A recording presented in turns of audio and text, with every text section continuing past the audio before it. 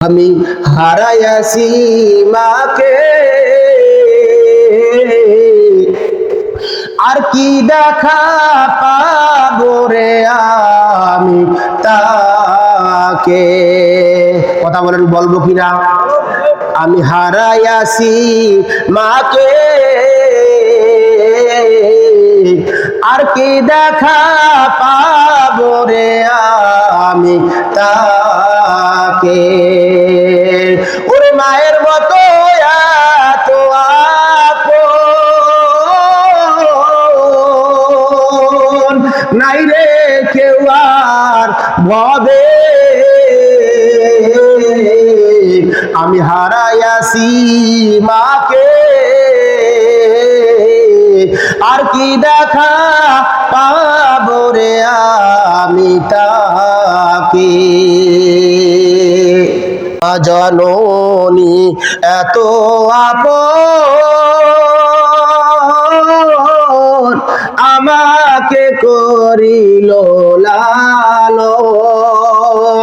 ওরে সেই মাকে সারিয়া তোমরা, সেই মাকে সারিয়া তোমরা যাইও না চলে।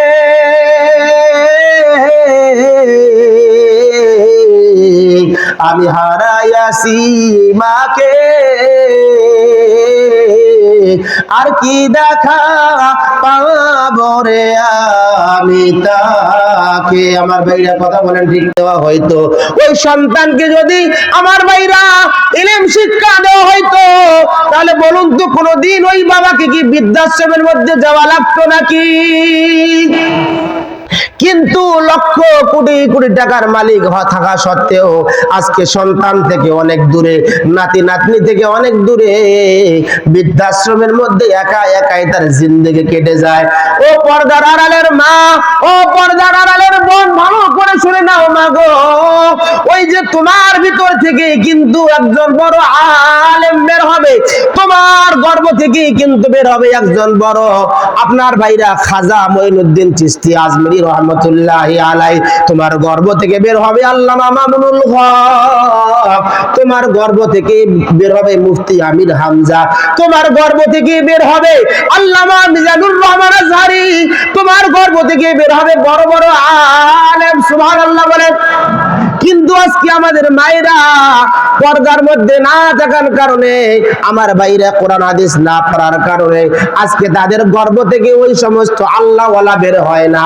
আজকে তাদের গর্ভ থেকে আপনার ভাইরা যত রকমের শয়তান, যত রকমের দুশ্চরিত্র, যারা বাবা মার কথা শোনে না, বাবা মার কথা মানে না, পাঁচ ওয়াক্ত নামাজের ধার ধারে না, এই সমস্ত সন্তানে তাদের গর্ভ থেকে আজকে বাহির হয়।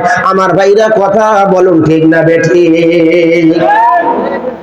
আমার ভাইরা, আমার বন্ধুরা, কেউ না গর্ভের মধ্যে যখন সন্তান ছিল, ওই সন্তানটাকে গর্ভের মধ্যে নিয়ে ওই মা গোটা পাড়ায় পাড়ায় টুকুম মানে মেনাজারি করে বেড়াইছে। কথা বলেন ঠিক কিনা?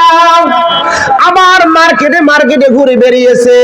আবার যারা শহরের মধ্যে থাকে তারা দেখবেন ঘরের মধ্যে বসে বসে সারাদিন টিভি এবং ভিসিআর এর সিরিয়াল গুলো সারাদিন মেনটেন করে। আমার ভাইরা, মা বাবা যেমন হবে সন্তান ঠিক তেমন হবে। কথা বলেন ঠিক কিনা? ওস্তাদ যেমন হবে ছাত্র তেমন হবে। আমার ভাইরা, পীর যেমন হবে তার মুরিদ তেমন হবে। পীর যদি আমার ভাইরা, পীর যদি আপনার বিড়ি খায় তাহলে দেখবেন আপনার ওই পীরের মুরিদ গাঞ্জা টানে। কথা বলেন ঠিক কিনা? পীর যদি প্রস্রাব করিয়া পানি না নেয় তাহলে ওই পীরের মুরিদ পায়খানা করিয়াও পানি নেবে না। কথা বলেন ঠিক কিনা? এই জন্য আমার ভাইরা, মা বাবা যেমন হবে সন্তানও ঠিক তেমন হবে। কথা বলেন ঠিক কিনা? কিন্তু আমার মা বাবা আজকে খারাপ হয়ে যাওয়ার কারণে আমার ভাইরা, আমার বন্ধুরা, আমাদের সন্তানেরা ভালো হয় না। আজকে আমরা মনের মধ্যে অনেক আশা নিয়ে বলি, হুজুর আমার সন্তানটাকে আমি আপনার কাছে দিয়ে গেলাম, আমার সন্তানটা যেন আলেম হয়, আমার সন্তান যেন হাফেজ হয়। অথচ খোঁজ নিয়ে দেখা যায় ওই মা এবং বাবা নিজেরাই ঠিক মতো নামাজ পড়ে না। কথা বলেন ঠিক কিনা? ওই সন্তান যখন গর্ভের মধ্যে ছিল সারাদিন পাড়ায় পাড়ায় ঘুরে বেরিয়েছে, পর্দার কোনো খবর লয় নাই। কোনোদিন ওই মায়ের গর্ভ থেকে নেক সন্তান বের হবে না, কোনোদিন হাফেজ বের হবে না। এরে ভাই, সন্তানকে যদি আলেম এবং হাফেজ বানাইতে চাও, অবশ্যই আল্লাহর কাছে দোয়া করতে হবে। রাতের গভীর সবাই ঘুমের মধ্যে নিমজ্জিত, ওই সময় নামাজের মধ্যে দাঁড়িয়ে আল্লাহর কাছে দোয়া করবে, ও মালিক, আল্লাহ তুমি যে সন্তান দিয়েছো, দুনিয়ার টাকা পয়সা কিছু আমি চাই না, আমার সন্তানটা যেন আলেম হয়, আমার সন্তানটা যেন হাফেজ হয়। এই দোয়াটাই আল্লাহ তাআলার কাছে করবেন। আল্লাহ তাআলা যদি কবুল করে নেয় রে ভাই, আপনার সন্তান যদি আলেম হয়, আপনার সন্তানটা যদি হাফেজ হয়, আপনি দুনিয়া ছেড়ে আপনি দুনিয়ার মধ্যে যতদিন বাঁচবেন, কোনোদিন আপনার সন্তান আপনাকে বৃদ্ধাশ্রমের মধ্যে রাখবে না, কোনোদিন আপনাকে দূরে সরাইয়া রাখবে না।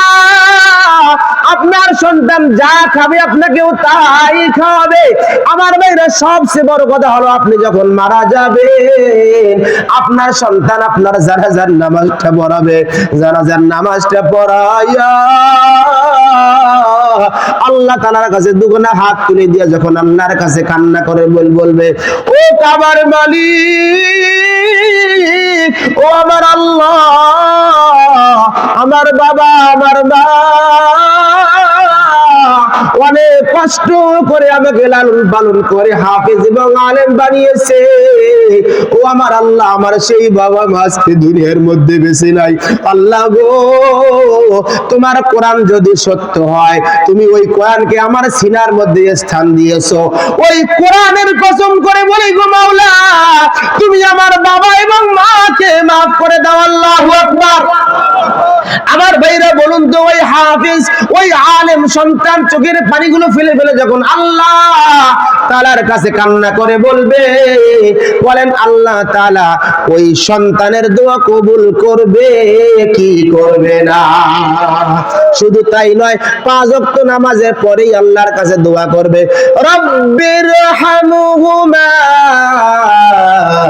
কামা রব্বায়ানি সগীরা। ও আল্লাহ, আমার বাবা মা যেভাবে আমাদেরকে ছোটবেলায় লালন পালন করেছে, ওইভাবে তুমিও আমার মা এবং বাবাকে কবরের মধ্যে লালন পালন করিও। আমার ভাইরা চিৎকার মেরে বলেন সুবহানাল্লাহ।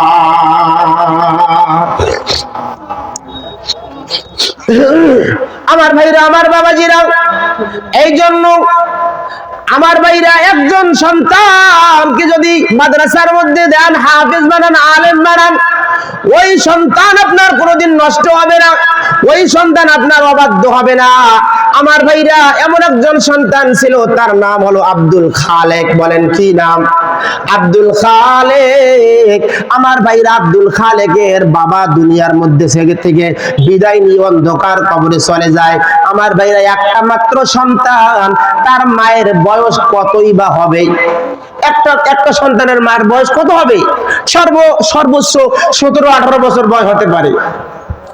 আব্দুল খালেকের মা ডাক দিয়ে বলে, এখন যদি আমি বিবাহ করি, আর একটা স্বামীর সংসার যদি আমি করি, তাহলে আমার সুখের কোনো অভাব থাকবে না, আমার কষ্টের কোনো দিন আমার থাকবে না, আমি সুখের মধ্যে বসবাস করব। আমার ভাইরা, আমার বন্ধুরা, ওই সময় আব্দুল খালেকের মা এবার ডাক দিয়ে বলে, আমি এখন যদি বিবাহের মধ্যে বসি, তাহলে আমার এই সন্তানের কি অবস্থা হবে? আমার সন্তানটা তো অবহেলার মধ্যে পতিত হবে, আমার সন্তানটাকে সবাই গালিগালাজ করবে, সবাই আমার সন্তানকে নিয়ে তুচ্ছ তাচ্ছিল্য করবে। না না, কোনদিন আমি মা হয়ে আমার সন্তানটাকে আমি অবহেলার পাত্র হতে দেব না। আমি আমার সমস্ত কষ্টকে বিসর্জন দিয়ে দিলাম, আমি আর কোনোদিন বিবাহ শাদী করব না, আমি আমার সন্তানটাকে লালন পালন করব, আমি তাকে মানুষের মতো মানুষ করব। আমার ভাইরা, আমার বন্ধুরা, তার মা আব্দুল খালেককে মানুষের মতো মানুষ করার জন্য আমার ভাই কইরা তাকে একটা বড় স্কুলের মধ্যে ভর্তি করে দিল। তার সন্তান এবার লেখাপড়া করতেছে। লেখাপড়া করে এক সময় তার সন্তান একেবারে যখন পরীক্ষা দিবে, ফাইনাল পরীক্ষা দেওয়ার সময় এবার সন্তান কান্না করে বলতেছে, ও মা, আমার ফাইনাল পরীক্ষা হবে, আমার অ্যাডমিশন করার জন্য অনেক টাকার প্রয়োজন গো মা, আমি তো মনে হয় পরীক্ষা দিতে পারবো না, আমার কি অবস্থা হবে গো মা। ডাক দিয়ে বলে, ও বাবা আব্দুল খালেক, তুই কেন চিন্তা করিস রে বাবা, তোর কোনো চিন্তা করার কারণ নাই, তোর বাবা দুনিয়ার মধ্যে বেঁচে নাই তো কি হয়েছে, আমি তোর মা, আমি তোর বাবা, তোর কোনো চিন্তা নাই রে বাবা। ওই জায়গার মধ্যে আলমারির উপরে গিয়া দেখ, ওই জায়গার মধ্যে আমি একটা মাটির ব্যাংকের মধ্যে কিছু টাকা জমিয়েছি। এরে বাবাজি, ওই সন্তান যখন মাটির ব্যাংকটা নিয়ে আসলো, মাটির ব্যাংকটা যখন ভেঙে ফেললো, দেখলো সেখানে বেশ কিছু টাকা সেখান থেকে পাওয়া গেল। ডাক দি বলে, মা, এত টাকা তুমি কোথায় পেয়েছো মা, তুমি বলো। মা ডাক দি বলে, বাবা, তোর লেখাপড়া করার জন্য মেধা প্রয়োজন, ভালো ব্রেনের প্রয়োজন রে বাবা, প্রতিদিন আমি তোর জন্য একটা করে ডিম খাওয়ার জন্য আমি যে ব্যবস্থা করেছিলাম, কিন্তু তুই বাবা আমাকে ছাড়া ডিম খাইতে তুই কখনো রাজি হস নাই, এই জন্য আমি মা দুইটা ডিম নিয়ে সাথে করে আমি বসতাম, তোর ডিমটা আমি তোকে খাওয়াই দিতাম, কিন্তু আমার ডিমটা আমি খাইতাম না, আমার ডিমটা আমি রেখে দিতাম। আমার ভাইরা, আমার বন্ধুরা, এইভাবে ডিমটা বিক্রি করে করে ওই টাকাটা আমি জোগাড় করে আমি জমা করে রেখে দিয়েছি। আমি জানি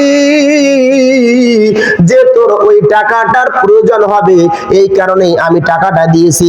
আমার ভাইরা, আমার বন্ধুরা, এবার যখন আব্দুল খালেক সেই টাকাগুলো দিয়ে পরীক্ষা দিল, পরীক্ষার মধ্যে ভালো একটা রেজাল্ট করলো। ভালো রেজাল্ট করার পর দেখা গেল ওই কলেজের ওই স্কুলের প্রধান শিক্ষক ডাক দিয়ে বলে, বাবা আব্দুল খালেক, আমি আজকে তোমার জন্য দুইটা অফার নিয়ে আসছি। এক নম্বর অফার হলো, তুমি আজকে থেকে এই স্কুলের প্রধান শিক্ষকের দায়িত্ব পাইয়া গেলা। একটু চিৎকার মেরে বলেন সুবহানাল্লাহ। ভালো খবর, মাশাআল্লাহ, আমি এটাতে রাজি আছি, কোনো সমস্যা। দুই নম্বর অফার হলো, এই আমার একটা সুন্দর মেয়ে আছে, ওই মেয়েটাকে আমি তোমার কাছে বিবাহ দিতে চাই। এবার ডাক দিয়ে বলে, ও উস্তাদজি, ও আমার প্রাণ প্রিয় স্যার, আমি প্রথম শর্তটা মানতে রাজি আছে, আমার কোনো সমস্যা নাই, কিন্তু দুই নম্বর যে শর্তটা, আপনার মেয়েকে বিবাহ করা, এটা আমি আমার মায়ের অনুমতি ছাড়া আমি এটা কখনো করতে পারি না। বলে, যাও যাও যাও, তোমার মায়ের কাছে গিয়ে অনুমতি নিয়ে আসো। আমার ভাইরা চলে গেছে মায়ের কাছে অনুমতি নেওয়ার জন্য। মা ডাক দিয়ে বলে, বাবা আব্দুল খালেক, তুই ওই মেয়েকে বিবাহ করতে পারবি না রে বাবা। বলে, কেন মা বিবাহ করতে পারবো না? বলে, ওই সন্তানটা পর্দা করে না, তোমার স্যারের মেয়ে পর্দা করে না, সে একটা আধুনিক মেয়ে, মন গড়া চলাফেরা করে, এইরকম মেয়েকে যদি তুই বিবাহ করো, ওই মেয়েকে দিয়ে তুই কোনোদিন সংসার করতে পারবি না, সংসারের মধ্যে শান্তি আসবে না রে বাবা। কাজে ওই মেয়েকে বিবাহ করার জন্য আমার কোনো মত, বলেন কথাগুলো কি বুঝতেছেন কিনা, বুঝে আসতেছে? চলবে, ভাল লাগতেছে? আলহামদুলিল্লাহ। আমার ভাইরা, আমার বন্ধুরা, ওই মেয়েকে বিবাহ করার জন্য আমার কোনো মত নাই। এবার ডাক দিয়ে বলে, মাগো তুমি কি বলো? আমি তাকে বাড়িতে নিয়ে আসার পর আমি তাকে বুঝাবো, আমি তাকে শাসন করব, সে অবশ্যই ভালো হবে। মানে এখন বিবাহ করবে তো, এখন নানান ধরনের কথা বলি আর কি, ছলে বলে কৌশলে আর কি একটু মনটা রাজি করে দিয়ে চাই। মা ডাক দিয়ে বলে, বাবা আব্দুল খালেক, আমার কোনো আপত্তি নাই, তুই যদি বিবাহ করতে চাও আমার কোনো সমস্যা নাই, যা যা যা তুই বিবাহ করে নিয়ে আয়। এবার যখন বিবাহ করে নিয়ে আসলো, এরে বাবাজি, ওই ওই সন্তান ওই তার স্ত্রীটাকে ভালো করে বুঝাইলো, আমার বাড়িতে আমার মা আছে, আমার বাবা কিন্তু দুনিয়াতে বেঁচে নাই, আমার মার সঙ্গে কখনো তুমি খারাপ ব্যবহার করবা না। এর পর্দার আড়ালের মা, ও পর্দার আড়ালের বোন, মাইকের অবস্থানে যাই মা গো, ভালো করে শুনে নাও, কোনদিন শ্বশুর শাশুড়ির সঙ্গে বেয়াদবি করবা না। যদি শ্বশুর শাশুড়ির সঙ্গে বেয়াদবি করো তাহলে তুমিও কিন্তু একদিন শ্বশুর শাশুড়ি হবা, সেদিন তোমার বউয়ের খারাপ আচরণ পাওয়ার জন্য তুমি রেডি থাকো। কথা বলেন ঠিক কিনা? যেমন কর্ম তেমন ফল, আপনি যেমন করবেন ঠিক প্রস্তুত থাকেন, আপনার জন্য এমনই হবে। কথা বলেন ঠিক কিনা? আমার ভাইরা, আমার বন্ধুরা, এবার বউকে বুঝাইয়া সমঝাইয়া নিয়ে আসলো। এবার বউ ঘরের মধ্যে চলে আসলো, মা দাঁড়িয়ে রয়েছে, গেটটা খুলে দিল, ডাক দিয়ে বলে আমার মা, আমার মায়ের কদমের মধ্যে হাতটা দিয়ে একটু মায়ের কাছে দোয়া নাও। এবার মাকে দোয়া নেওয়ার জন্য স্ত্রীকে বলল, স্ত্রী কোনো উত্তর দেয় না। একবার বলল উত্তর দেয় না, দুইবার বলল কোনো উত্তর দেয় না, তিনবারের সময় স্ত্রী ডাক দিয়ে বলে, হ্যাঁ তুমি কি বলো? আমার বাবা তোমাকে চাকরি দিয়েছে, তুমি কি বলো? আমার বাবার টাকার কোনো অভাব নাই, তুমি আমাকে বলো তোমার মায়ের কদমের মধ্যে আপনার কদম মুছি করার জন্য। না না না, এটা কখনোই আমার দ্বারা সম্ভব হবে না, আমি তোমার মায়ের পায়ে হাত দিয়ে কখনো আমি সালাম করতে পারবো না। এরে বাবাজি, তার মাথার মধ্যে যেন আসমান ভেঙে পড়লো, ডাক দিয়ে বলে, বাবা আব্দুল খালেক, আমি যে তোকে বলেছিলাম এই ধরনের মেয়েরা কোনোদিন সংসারী হয় না, পিতা মাতার অবাধ্য সন্তান হয়। এবার আব্দুল খালেক কোনো জবাব দিতে পারলো না, তার স্ত্রীকে নিয়ে ঘরের মধ্যে চলে গেল। আমার ভাইরা, আমার বন্ধুরা, এইভাবেই মোটামুটি সংসারটা চলতেছিল। হঠাৎ করে একদিন দেখা গেল, আমার ভাইরা, আমার বন্ধুরা, আব্দুল খালেক যখন ঘর থেকে বাহির থেকে ঘরের মধ্যে আসলো, দেখে তার স্ত্রী তার সঙ্গে কোনো কথা বলে না, মুখটা গোমটা করে আছে। বলেন থাকে নাকি থাকে না? মুখটা একদম কোনো কথা মুখ দিয়ে বেড়াচ্ছে না। কি ব্যাপার? কয়েছে ভালো করে শোনো, আমার সংসার তোমার সংসার আমি আর করতে পারবো না, তোমার মা আমার সঙ্গে খারাপ আচরণ করে, আমার কথা শুনে না, আমি আর তোমার সংসার করতে পারবো না। বলে, হ্যাঁ আমার মা তোমার সঙ্গে খারাপ আচরণ করছে, এত বড় সাহস, দাঁড়াও আমি অবস্থাটা দেখাইতেছি। আমার ভাইরা, আমার বন্ধুরা, এই কথা বলে একটা লাঠি ছিল পাশে পড়া, ওই লাঠিটা হাতের মধ্যে নিয়ে মায়ের ঘরের মধ্যে চলে গেল। এরে বাবাজি, কপাল পরা হতভাগা সন্তান আমাদের সমাজের মধ্যে এমন আছে যারা মা বাবার গায়ের মধ্যে হাত তোলে, মা বাবাকে কষ্ট দেয়। আমার ভাইরা, আমার বন্ধুরা, আল্লাহ রাসূল জানিয়ে দিয়েছেন, আল জান্নাতু তাহতা আকদামিল উম্মাহাত, নিশ্চয়ই জান্নাত হলো তোমার মা এবং বাবার পায়ের নিচে। অথচ তুমি সন্তান হইয়া কিভাবে মায়ের গায়ের মধ্যে হাত তোলো, কিভাবে তুমি বাবার গায়ের মধ্যে হাত তোলে? কপাল পোড়া সন্তান। এইরকম যারা করেছো, আজকে তওবা করিয়া আল্লাহর কাছে কে কান্নাকাটি করে বাড়িতে গিয়া মা বাবার কাছে তুমি মাপ চাইবা, নয়তোবা তোমার জন্য জাহান্নাম ছাড়া কোনো উপায় নাই। কথা বলেন ঠিক কিনা? আব্দুল খালেক এবার গিয়া লাঠি দিয়া তার মায়ের শরীরের মধ্যে, আমার ভাইরা, একের পর এক মারতে শুরু করে দিল। মারতে মারতে আমার ভাইরা তার মাকে মাটির মধ্যে শোয়া ফেললো। ডাক দিয়ে বলে, ও আব্দুল খালেক, এরে বাবা, আমাকে তুই আর মারিস না, আমি আর মারের যন্ত্রণা সহ্য করতে পারি না রে বাবা। আমি নিজে না খাইয়া আমি তোরে খাওয়াইয়াছি, আমি নিজে না পড়িয়া তোরে আমি পড়াইয়াছি, আমি আজকে তোর হাতে মার খাবো, আমি এটা কোনোদিন আমি চিন্তা করতে পারি না। এইভাবে মা কান্না করে করে যখন আমার ভাইরা কথাগুলো বলতেছিল, এবার আব্দুল খালেকের মনের মধ্যে একটু দরদ হইল, দয়া হলো, সে তখন মার বন্ধ করে দিল। এরে আমার বাবাজিরা, এবার মা ওই জায়গা থেকে উঠে আমার ভাইরা উযু করলো, উযু করিয়ে নামাজ পড়লো। নামাজ পড়ার পর দুখানা হাত আল্লাহর কাছে তুলে দিল। হয়তো বা আপনারা মনে করতেছেন এবার মনে হয় মা ওই সন্তানের জন্য বদদোয়া করবে। এরে বাবাজি, না না, কোন সন্তানের জন্য কোনদিন মা বদদোয়া করতে পারে না। কথা বলেন ঠিক কিনা? আমি হারাইয়াছি মাকে, আর কি দেখা পাবো রে আমি তাকে। কথা বলেন, বলবো কিনা?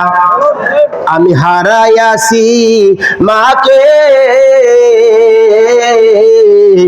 আর কি দেখা পাবো রে আমি তাকে। ওরে মায়ের মতো এত আপন নাই রে কেউ আর ভবে। আমি হারাইয়াছি মাকে, আর কি দেখা পাবো রে আমি তাকে। মা জননী এত আপন আমাকে করিল লালন। ওরে সেই মাকে সারিয়া তোমরা, সেই মাকে সারিয়া তোমরা যাইও না চলে।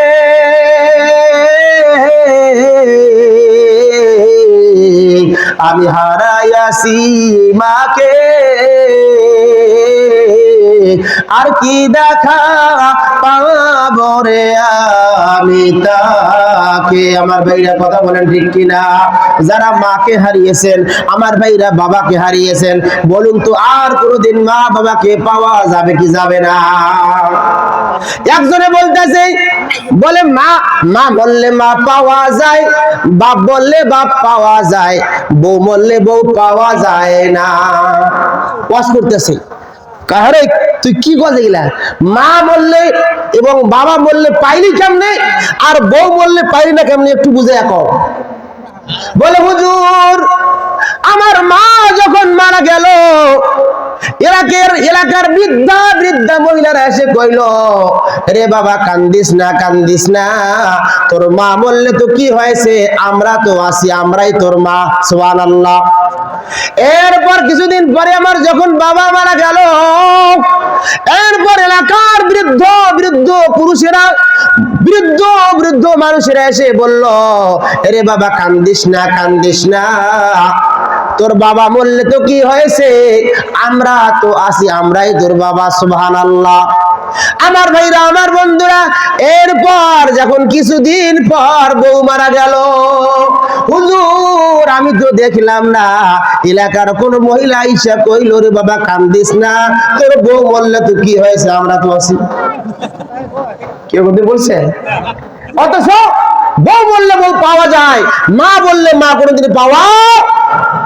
আমার ভাইরা, আমার বন্ধুরা, সংক্ষিপ্ত সময়ের মধ্যে আমি আলোচনাটা শেষ করব কি করব না, এখনই শেষ করে দেই, থাক সময় খুব কম। আর কয় মিনিট টাইম আছে? শেষ করে দেবো? কত বাজে?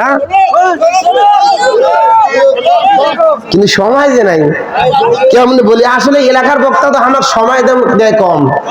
যখন দূরে যাই ইনশাল্লাহ তখন কোনো সমস্যা হয় না। এলাকার মানুষকে কথা শুনাইতে চাই, কিন্তু শোনার মতো সুযোগ হয় না। আর 5 মিনিট কি? হ্যাঁ, আলহামদুলিল্লাহ, আর 5 মিনিট চলবে।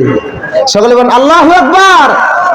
আমার ভাইরা, আমার বন্ধুরা, এবার মা জনম দুঃখিনী হাত দুটো আল্লাহর কাছে তুলে দিল, ডাক দিয়ে বলে, মালিক, ও আমার আল্লাহ, আমার সন্তান না বুঝে আমাকে মেরেছে। ও আল্লাহ গো, তুমি কোনদিন আমার সন্তানকে, তুমি আল্লাহ, তুমি আমার সন্তানের উপরে তুমি নারাজ হইও না, আমার সন্তানের উপর লানত দিও না গো আল্লাহ। আমার আমার সন্তানকে যদি তুমি আল্লাহ লানত দাও, আল্লাহ গো আমার সন্তানটা ধ্বংস হয়ে যাবে, আল্লাহ তুমি কোনোদিন আমার সন্তানকে ধ্বংস করে দিও না। এরে ভাই, কোনোদিন মা সন্তানের জন্য বদদোয়া করে না। একজন প্রেমিকা বলতেছে, ও আমার প্রেমিক, তুমি যদি আমাকে ভালোবাসো তাহলে আমি তোমার একটা ভালোবাসার পরীক্ষা নিতে চাই। বলে, বলো তুমি কি পরীক্ষা নিতে চাও? বলে, তুমি সত্যিকারে যদি আমাকে ভালোবাসো তাহলে তোমাকে আমি বলি, এই মুহূর্তে তুমি যাবা, তোমার মায়ের কলিজাটা বের করে তুমি আমার সামনে এসে হাজির করবা। চিৎকার মেরে বলেন নাউজুবিল্লাহ। বলে, আমার প্রাণের প্রেমিকা, কোনো সমস্যা নাই, কোনো টেনশন নাই, তুমি কোনো চিন্তা করবে না, তুমি এখানে দাঁড়াও, আমি একটু শুধু বাড়ির মধ্যে যাব, আমি এই মুহূর্তে আসতেছি। ওই কপাল পোড়া সন্তান আমার ভাইরা মার দরদ সে বুঝলো না, প্রেমিকার কথা মনে করে দৌড় দিয়ে চলে গেল মায়ের কাছে, ডাক দিয়ে বলে, মা। মা সঙ্গে সঙ্গে ঘর থেকে বের আসে, বলে, বাবা বল তোর কি প্রয়োজন? বলে, মা তুমি একটু সামনে আসো। এই কথা বলার সঙ্গে সঙ্গে কপাল পোড়া সন্তান আমার ভাইরা কোমর থেকে এই বড় একটা ছুরি বের করিয়া মায়ের কলিজার মধ্যে একটা জোরে আঘাত করলো।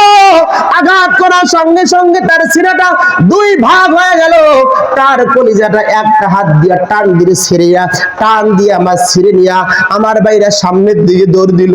দৌড় দিতেছে, এমন সময় ওই সন্তান যখন পড়ে গেল, আমার ভাইরা পড়ে গেল, আমার জমিনের মধ্যে হোঁচট খাইয়া যখন সন্তান পড়ে গেল, আমার ভাইরা ওই সন্তান পড়ে যাওয়ার সঙ্গে সঙ্গে ওই কলিজা থেকে আওয়াজ আসতেছে, বাবা খোকা তুই কি ব্যথা পাইছিস নাকি রে বাবা? আল্লাহু আকবার।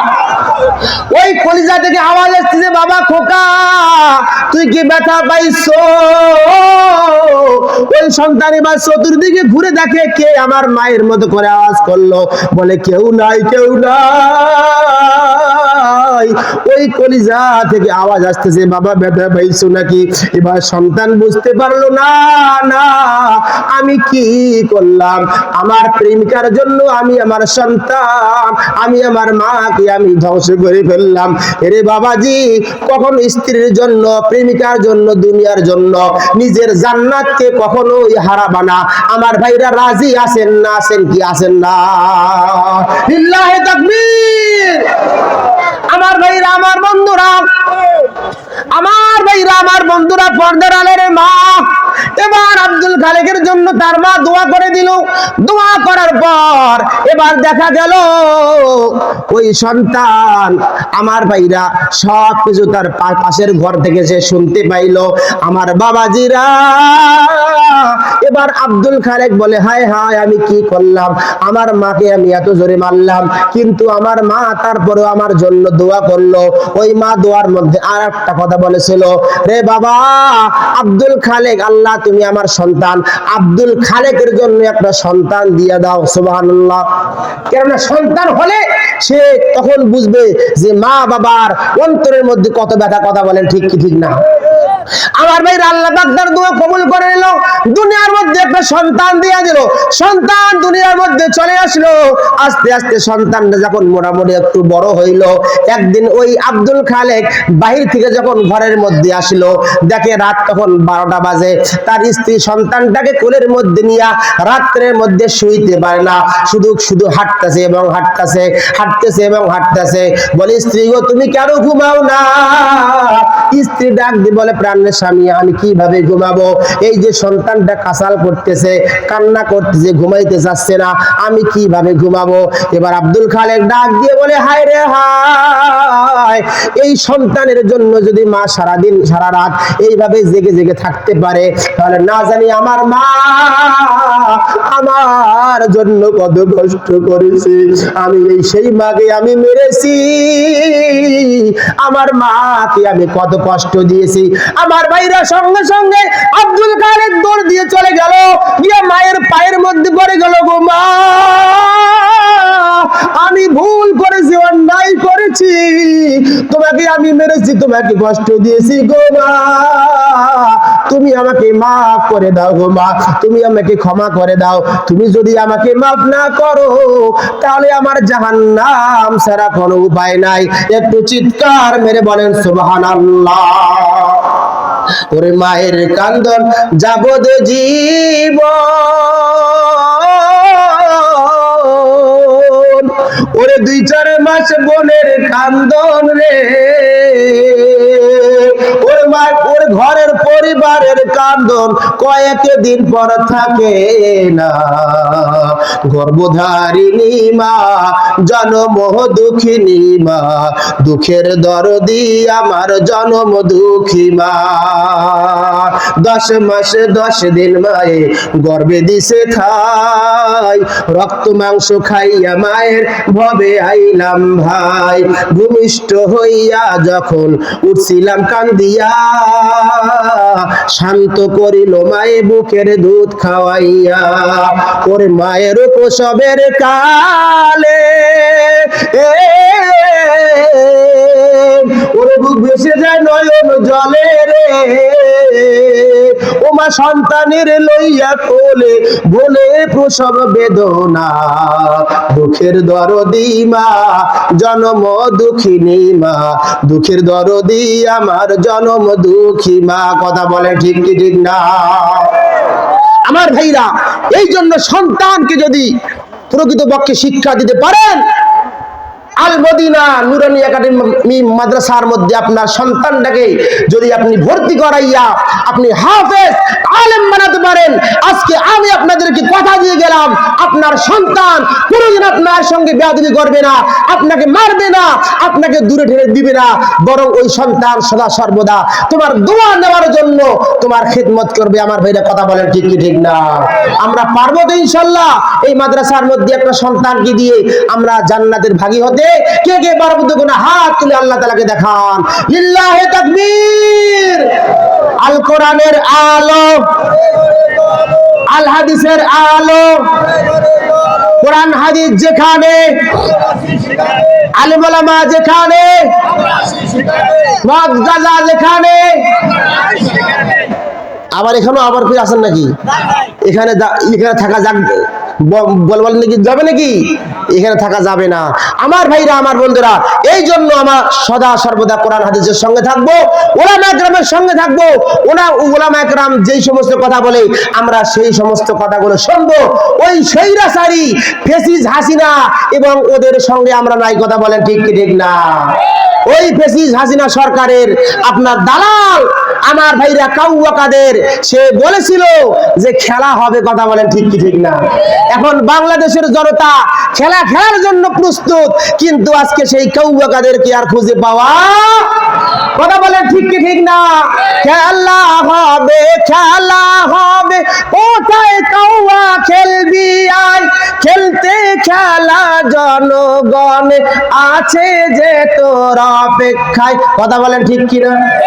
আয় ছুটে আয় কাউয়া কাদের, আয় ফিরে আয় কাউয়া কাদের, হইলে বেটা তোর বাবার পালিয়ে গেছে কাউয়া কাদের, কেউ জানে না খবর তার, পালিয়ে ভালো হয়ে যাও, ভালো হয়ে যাও মাসুদ তুমি, এই কথাকে বলবে আর, পালিয়ে গেছে কাউয়া কাদের, কেউ জানে না খবর তার, ভালো হয়ে যাও।